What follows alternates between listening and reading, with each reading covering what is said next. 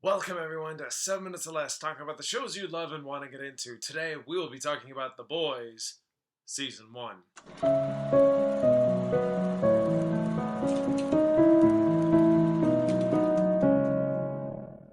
The Boys is an 8-episode season on Amazon Prime, and it's not very hard to get into or find. So if you have an Amazon Prime account, go for it. And if you don't, well, there's a 30-day trial, so get onto it. Just saying. But for me, knowing about this show and getting into it was kind of a mixed bag, just learning about it. I saw a brief snippet of it about a week or so before it had come out, and, well, this is what I saw. I can't stop. I can't stop. I can't stop. I can't stop.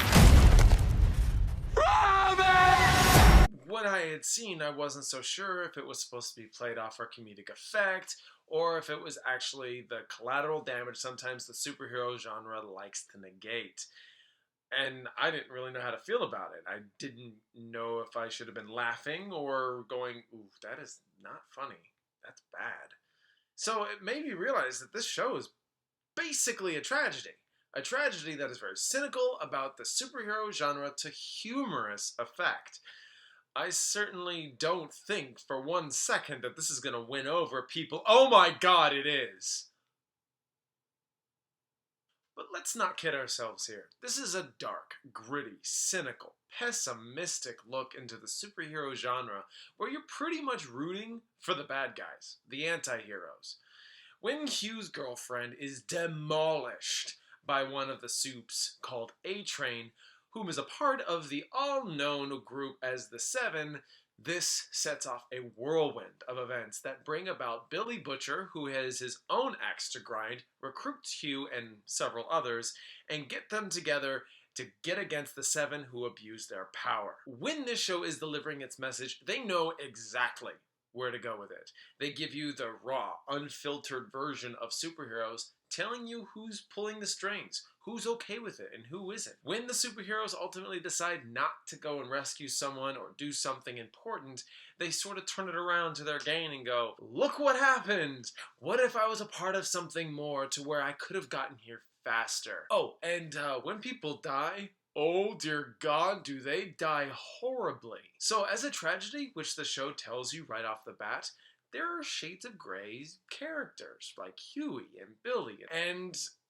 they're the kind of the driving force for this. But you also have shades of light here, and quite literally, Starlight.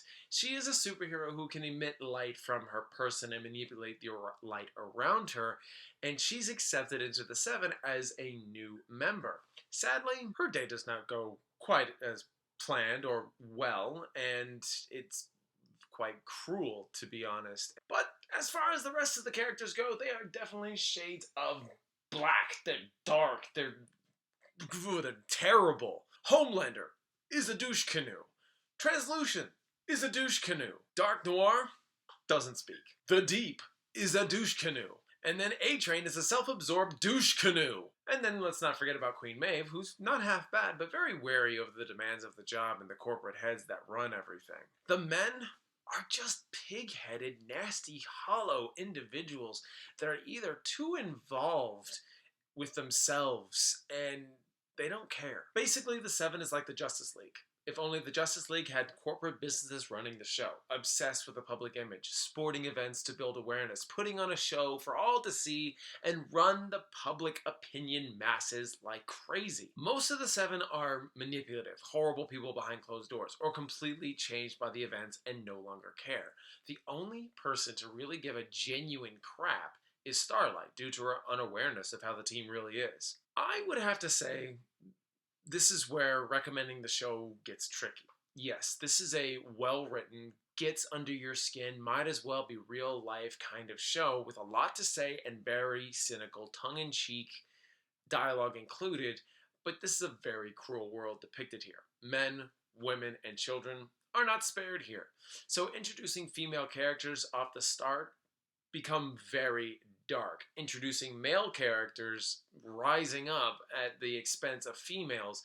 So it's not pleading its argument well here. And it's like the male characters are sort of just becoming the driving force here. But not all of the males are the driving force. Huey wouldn't be doing anything if it wasn't for Billy Butcher. While I enjoyed Starlight's character and Queen Maeve's perspective, Stillwell, the vice president of Vought International, is a highly charismatic but business-focused individual that can be easily seen as manipulative, brutal, and condescending at best towards the people on the business front and personal front. The consensus of this world is basically hateful and cruel to just women, but it can be argued that men get their fair share too. I can't say it's an equal blend, but there's a good and bad set of characters for the male dynamic as much as there are good and bad women characters as well.